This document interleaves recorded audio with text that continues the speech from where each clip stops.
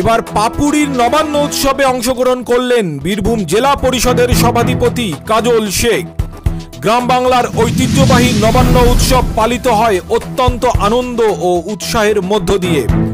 আর এই আনন্দ উৎসবের সন্ধিক্ষণে অংশগ্রহণ করলেন বীরভূম জেলা পরিষদের সভাধিপতি কাজল শেখ।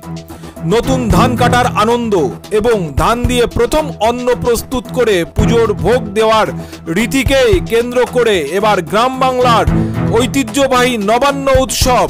আর এই নবান্ন উৎসব বীরভূম জেলার পাপড়িতে মহা আড়ম্বরে অনুষ্ঠিত হলো।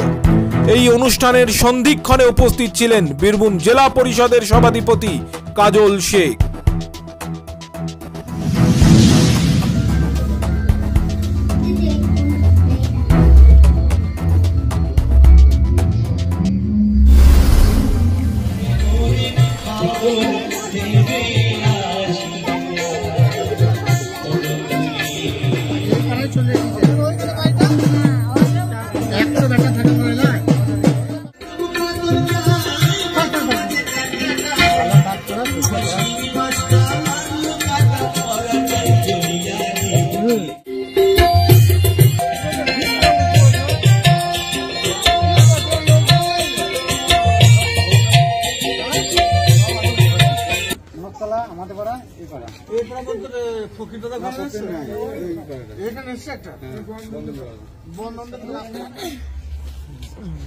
আর